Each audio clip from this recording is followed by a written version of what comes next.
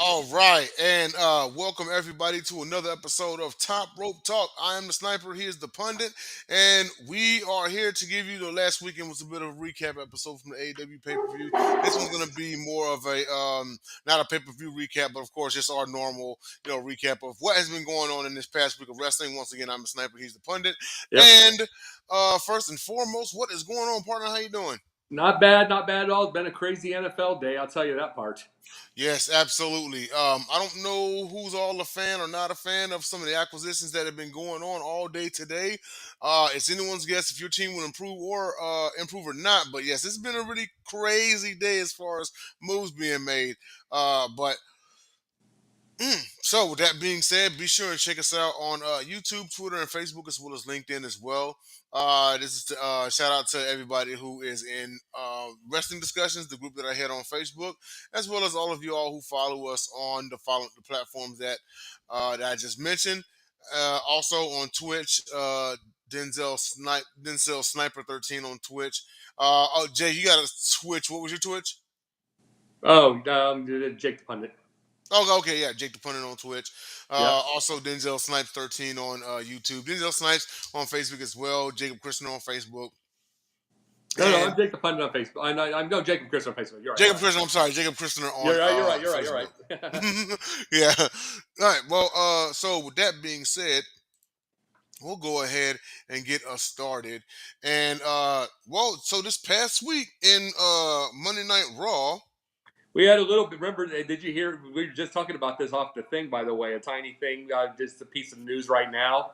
About Nick Khan. that's right, how with Brock Lesnar has actually been included back and everything. Yeah, and then just to let everybody know, right now at this point in time, in that Janelle Grant lawsuit against Vic McMahon, Nick Khan is one of the top. I think there's one more also, but one of the top people involved in that was making her a sexual trafficking. Oh wow! You know, this is the thing. This is the big thing.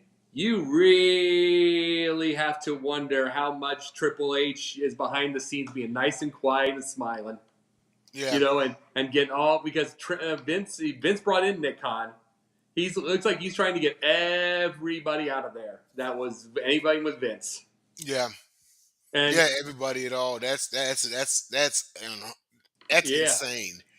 Yep, anybody and everybody, and those. See, and this is the big deal about the whole thing with corporate by itself. It's like, think about this part for a second with Triple H.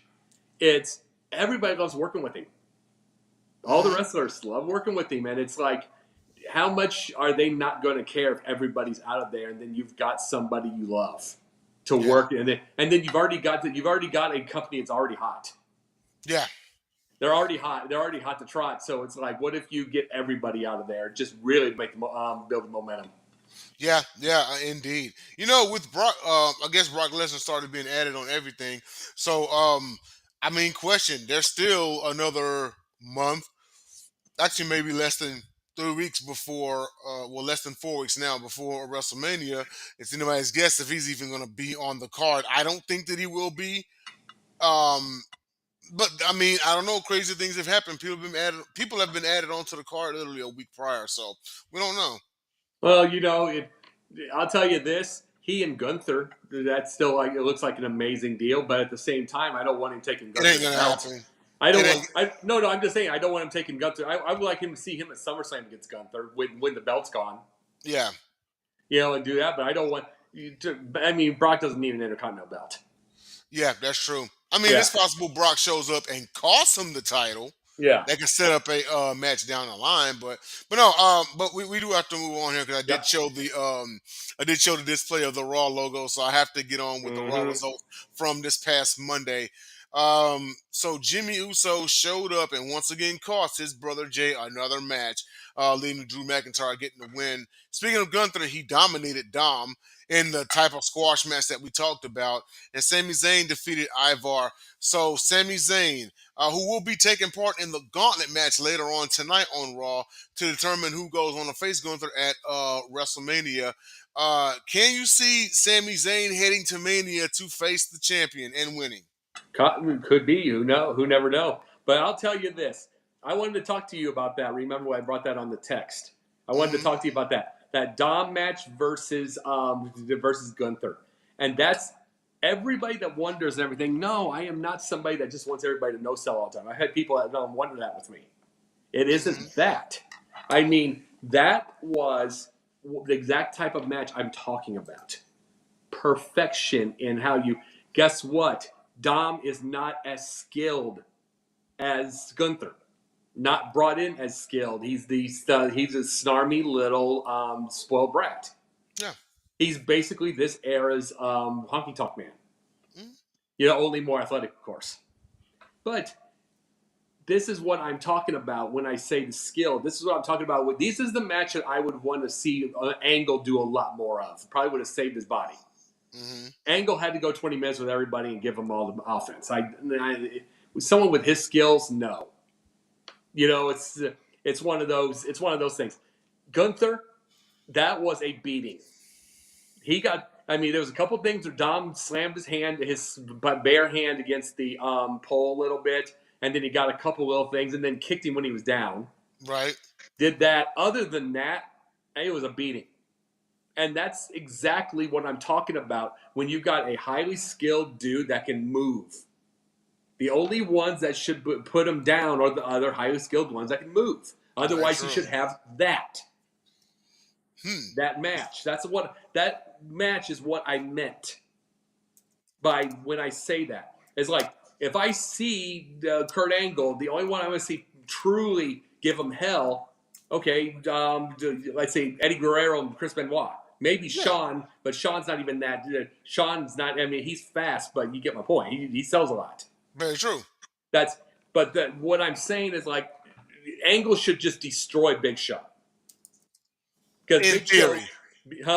In theory, yes. Yeah. But that's what I'm saying. He should, because the whole idea is the big giant guy.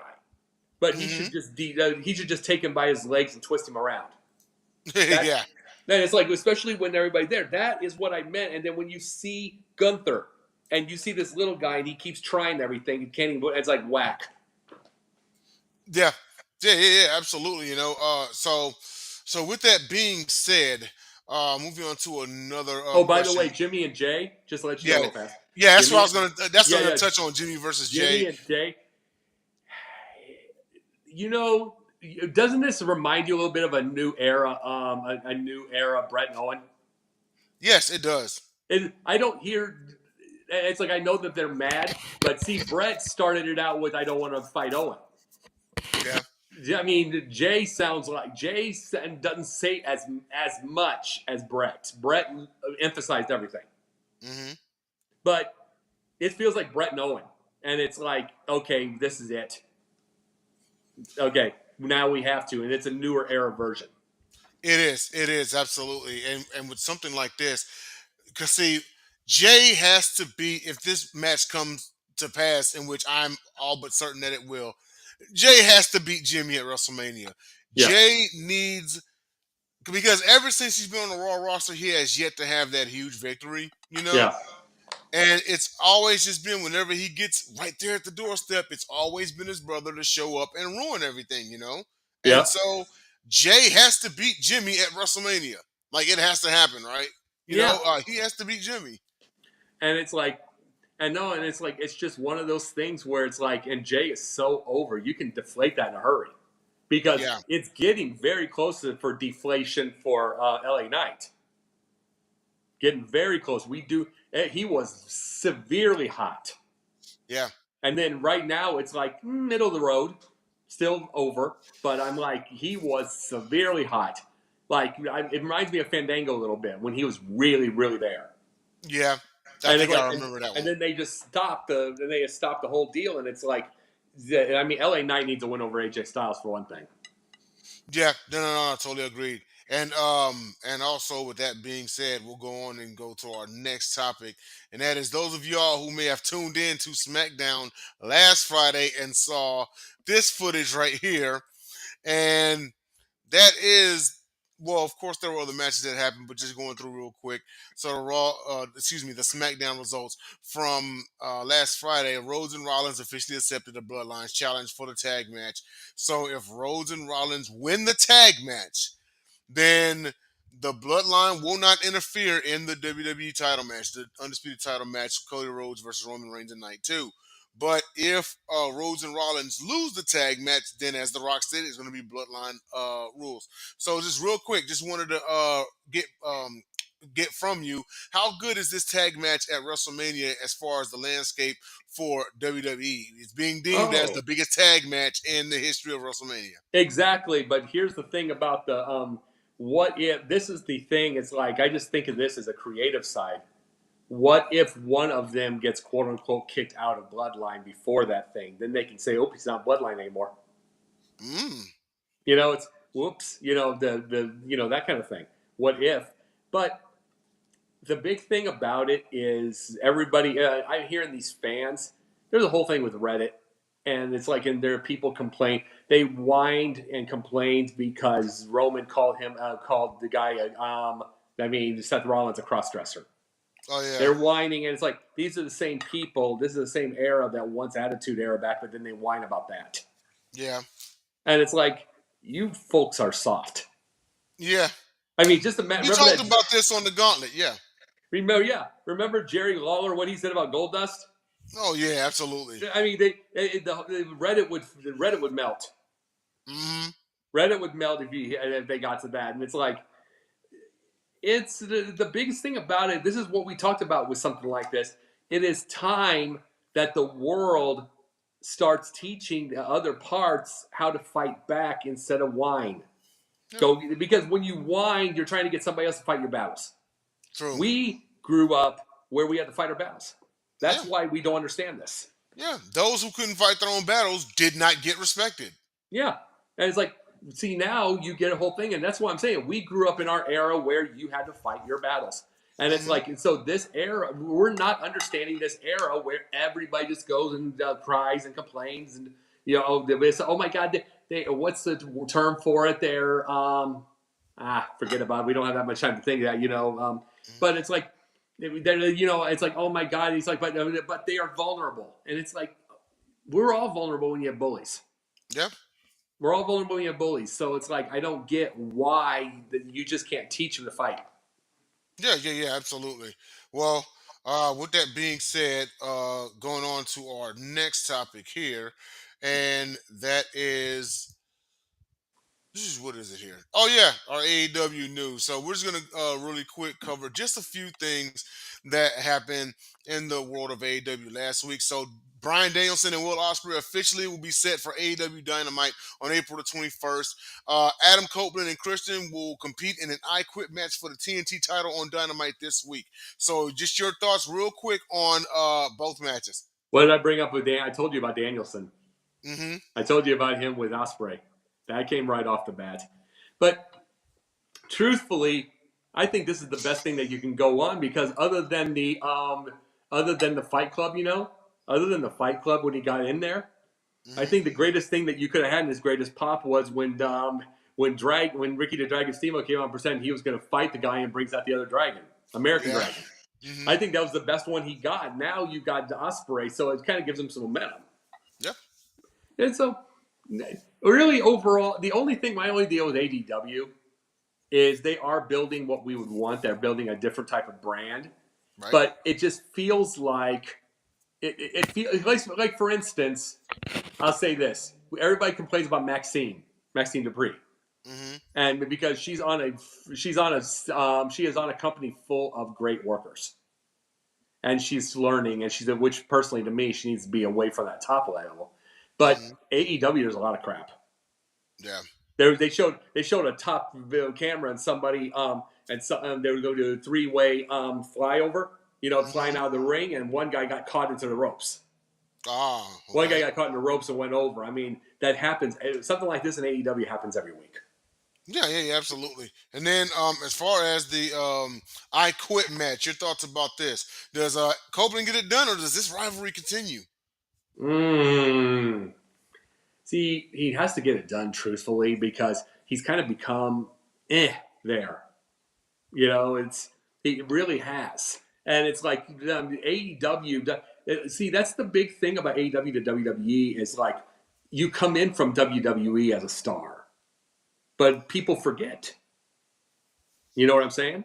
Mm-hmm. People forget you're now AEW, and it's like how do you build and everything like that. And I think he has to win to be able to get out there and stuff like that. Right now, I personally think he's there to have fun. So I don't know. But I Me think he too. needs to win to be able to get some momentum back. Yeah, I agree on that one. And then, last but not least, our weekly finish or DQ, and that is John Cena, seemingly out in the cold right now. It's been discussed that he may or may not have a match. He says he's crossing his fingers, hoping that he will have a match. So, finish or DQ. John Cena will have a match at WrestleMania 40. The question is with whom? And It's if you bet. say finish, then who would be a suitable opponent? I'll say finish, but it better not be like he did last night with the Oscars. Better not. Better Oh not. yeah, It better not be against. It better not be against who is the guy who's the naked Midian. Better not be yeah, against naked Midian for who loses their clothes. It yeah, better not be. It better not be that. That was just horrible. yeah. He doesn't need the match. He doesn't need the match. He does. WWE has already showed. WWE has already flat out showed that they don't. It doesn't matter. He has put two guys over big time. Yep. And it did nothing for him. And that's not Cena's fault. Not Cena's fault. A creative doesn't know what they're doing. Yeah. Well, also keep in mind, and this was last year, when he beat Austin Theory, the old man was still hanging around. Yeah. I personally would. I don't even want to see. I don't think I'd want to see Cena personally. I wish at the time and stuff like that. I know Rock's gonna get involved. I wish it would have been Stone Cold Rock one more time. Yeah, but I mean, just how,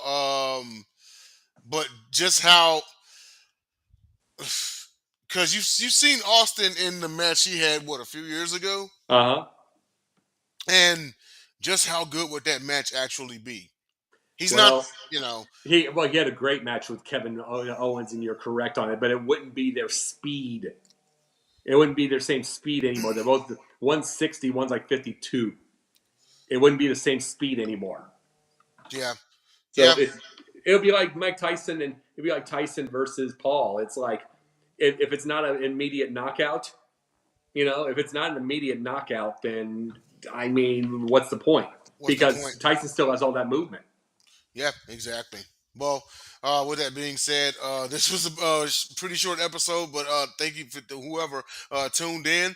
Be sure and like and follow us and subscribe to us on YouTube, also on Facebook, LinkedIn, and Twitter. And for myself and Jacob Christner, we are Top Rope Talk, and we will see you all next Monday as we continue the road to WrestleMania. And between, I want to say not next week, but the week after, we're actually going to have some guests come on and talk about on the road to WrestleMania. We'll have our guy Rafael Esparza come back on, talk about odds for the WrestleMania matches. So once again, I'm the Sniper, he's the Pundit, and we will see you all on next Monday.